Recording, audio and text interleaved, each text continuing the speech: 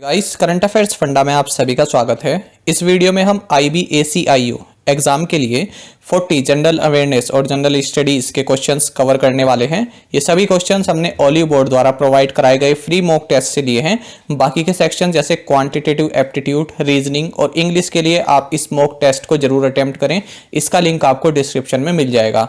तो चलिए फिर करते हैं शुरुआत इस वीडियो सेशन की।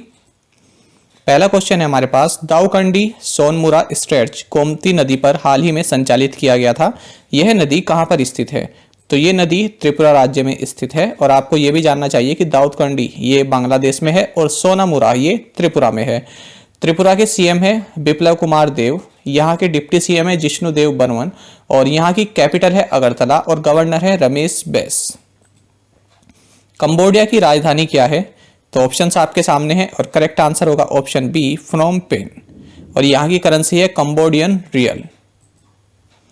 भारत और खाड़ी सहयोग परिषद यानी gulf cooperation council GCC Troikaa ने हाल ही में वार्षिक राजनीतिक वार्ता आयोजित की। तो हमको ये बताना है कि गल्फ कोऑपरेशन काउंसिल इसकी स्थापना कब की गई थी? इसकी स्थापना 1981 में की गई थी और इसका सेक्रेटेरिएट सऊदी अरब के रियाद में है। चक्रवात निवार को किस राष्ट्र ने नाम दिया? तो ये दिया गया है ईरान द्वारा। तो Iran gave the name to cyclone Nivar. Iran की अगर बात करें तो यहाँ की कैपिटल है तेहरान और यहाँ के प्रेसिडेंट हैं हसन रोहानी और यहाँ की करेंसी है ईरानियन रियाल।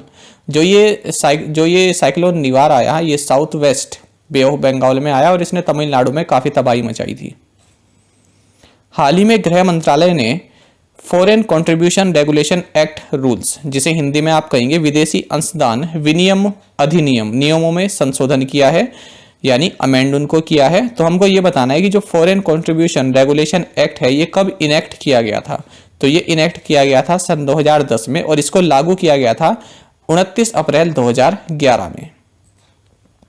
भारत में आकस्मिक मृत्यु और आत्महत्या की रिपोर्ट निम्नलिखित में से किस संगठन द्वारा शुरू की गई? Accidental deaths and suicides in India report was launched by which of the following organisation? तो इसका सही आंसर होगा ऑप्शन डी, बोथ 2 and 3 यानी national crime records bureau and ministry of home affairs. Actually national crime records bureau जो है ये ministry of home affairs के under ही काम करता है और इसका हेडक्वार्टर्स न्यू दिल्ली में है। हल्दिया बंदरगाह कॉम्प्लेक्स जो हाल ही में समाचारों में था ये कहाँ स्थित है? तो ये वेस्ट बंगाल में स्थित है। ये समाचारों में इसलिए था क्योंकि यहाँ पर 107 करोड़ रुपए की लागत से फायर फाइटिंग फैसिलिटीज को इनॉग्रेट किया गया है। निम्नलिखित में से किसने सैयद मोती इंटरनेशनल 2019 महिलाओं का खिताब जीता है? तो ये जीता है नोजोमी ओकुहारा ने। ये जापान की बैडमिंटन प्लेयर हैं। निम्नलिखित में से किस भारतीय राज्य ने खरीदार विक्रेता नेटवर्क यानी बायर सेलर नेटवर्क को बढ़ावा देने के लिए एक मोबाइल ऐप किसान रथ लॉन्च किया है? तो ये लॉन्च किया है आसाम ने। आसाम के सीएम है सर्बानंदा सोनोवाल, यहाँ के गवर्नर हैं जगदीश मुखी और कैपिटल है दिसपुर। इंसोमनिया आर्मी स्टोरीज नामक पुस्तक के लेखक कौन है या लेखिका कौन है? तो ये है रचना बिष्ट रावत। निम्नलिखित में से किसे वर्ष 2020 का फीफा पुरुष खिलाड़ी नामित किया गया है यानी FIFA men's player of the year किसे बनाया गया है? तो यह है पोलैंड के खिलाड़ी रॉबर्ट लेवांडोस्की। निम्नलिखित में से कौन सा देश 2024 में G20 शिखर सम्मेलन की मेजबानी करेगा? तो 2024 में G20 शिखर सम्मेलन की मेजबानी करेगा ब्राजील और इस साल 2021 में करने वाला है इटली और भारत करेगा 2023 में। नेक्स्ट क्वेश्चन है, the researchers at which institute recently developed non invasive bandage with magnetic nanofibers to treat skin cancer? तो इसका सही आंसर होगा ऑप्शन ए। तो IISc बेंगलोर के शोधकर्ताओं ने हाल ही में त्वचा के कैंसर के इलाज के लिए चुंबकीय नैनोफाइबर के साथ गैर आक्रामक पट्टी विकसित की है। निम्नलिखित में से किसे ILO यानी इंटरनेशनल लेबर ऑर्गेनाइजेशन के शासी निकाय के अध्यक्ष के रूप में नियुक्त किया गया है? तो ये किया गया है अपूर्व चंद्र को। जो फ्रेंड्स ILO है ये इसका हेडक्वार्टर्स जेनेवा इन स्विट्जरलैंड में है। 187 इसमें मेंबर कंट्रीज हैं और इसके हेड हैं गाय राइडर।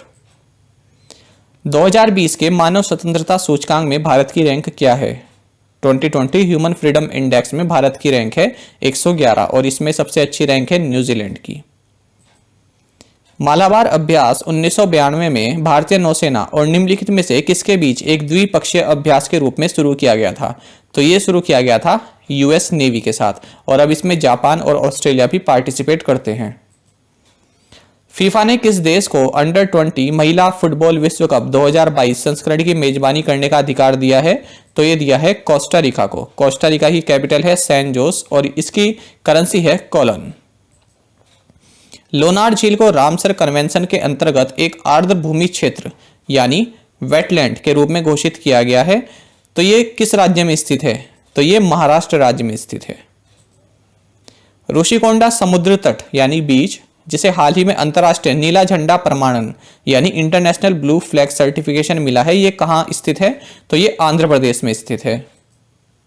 नवंबर 2020 में निम्नलिखित में से किस संगठन ने राष्ट्रीय राजधानी क्षेत्र में सार्वजनिक परिवहन प्रणाली में सुधार के लिए 500 मिलियन US$ के ऋण समझौते पर हस्ताक्षर किए हैं? तो ये किए हैं न्यू डेवलपमेंट बैंक ने। न्यू डेवलपमेंट बैंक, इसका हेडक्वार्टर्स है शंघाई इन चाइना। सीमित गैस के द्रव्यमान का पूर्ण दबाव और आयतन व्युत्क्रमानुपाती होता है। इसे किस लॉ के नाम से जाना जाता है?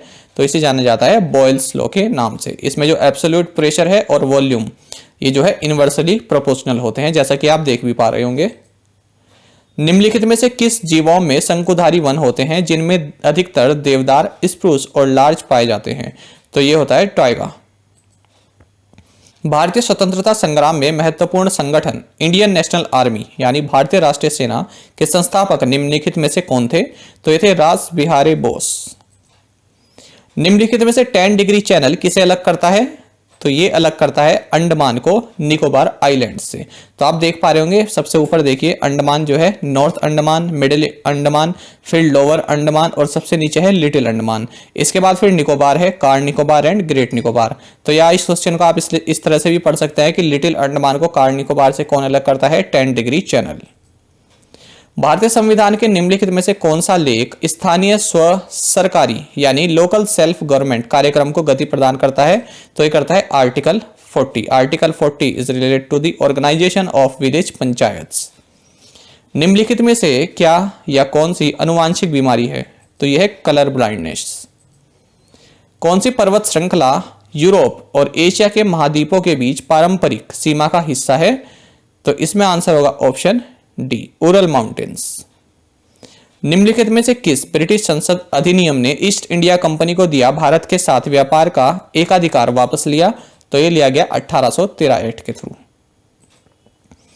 अक्षांश की किस श्रेणी को अश्व अक्षांश के नाम से जाना जाता है यानी हॉर्स लैटिट्यूड्स के नाम से जाना जाता है? तो इसमें सही आंसर होगा option A, about 30 degree north and south of equator. यहां से भी आप इसको देख सकते हैं हॉर्स लैटिट्यूड, तो इक्वेटर से 30 डिग्री नॉर्थ और 30 डिग्री साउथ।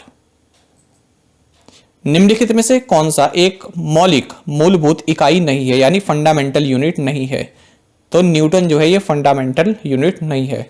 देखिए, जो physical quantities that can not be expressed in terms of any other quantities are called fundamental quantities and उनकी जो यूनिट होती है उनको बोलते हैं फंडामेंटल यूनिट। तो ये सभी फंडामेंटल यूनिट है और क्वांटिटी है और उनकी यूनिट उनके सामने दिखाई गई है। लेंथ की metre, mass kilogram, time second, temperature kelvin, electric current ampere, amount of substance mole, luminous intensity candela. सरकार की विस्तारक राजकोषीय नीति यानी एक्सपेंशनरी फिस्कल पॉलिसी के संबंध में निम्नलिखित में से कौन सा जो कथन है वो गलत है? तो ये जो बी कथन है, फिस्कल पॉलिसी रेसेस टैक्स, ये बिल्कुल गलत है। यानी एक्सपेंशनरी फिस्कल पॉलिसी जब गवर्नमेंट लाती है तो उसमें टैक्स की बढ़ोतरी नहीं होती है, क्योंकि ये इस तरह के टाइम में ये पॉलिसी लाई जाती है जब देश जो है हाई अनएम्प्लॉयमेंट रेट और रिसेशन में जो है बंधा हुआ हो, तो उसमें क्या करती है सरकार? टैक्स लोअर करती है और अपनी स्पेंडिंग बढ़ाती है। मूलाग्र यानी रूट टिप्स के अंदर पाए जाने वाले पौधों में वृद्धि क्षेत्र और नई टहनी के अग्रभाग और पत्तियों को एपिकल मेरिस्टेम कहते हैं। निम्नलिखित में से किस राष्ट्रवादी नेता द्वारा वर्ष 1905 में सर्वेंट्स ऑफ इंडियन सोसाइटी का गठन किया गया था? तो यह किया गया था गोपाल कृष्ण गोखले जी द्वारा।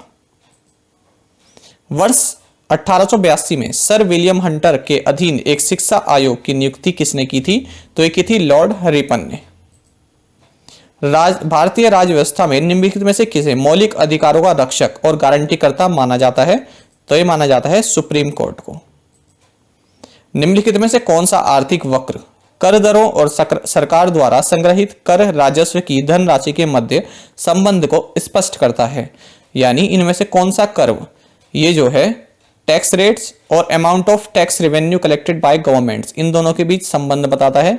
तो ये बताता है लेफर कर्व। नंगा पर्वत भौगोलिक दृष्टि से किस पर्वत श्रृंखला तक सीमित है? तो ये जस्कार रेंज तक सीमित है। अर्थशास्त्र में ओकुन का नियम निम्नलिखित में से किससे संबंधित है?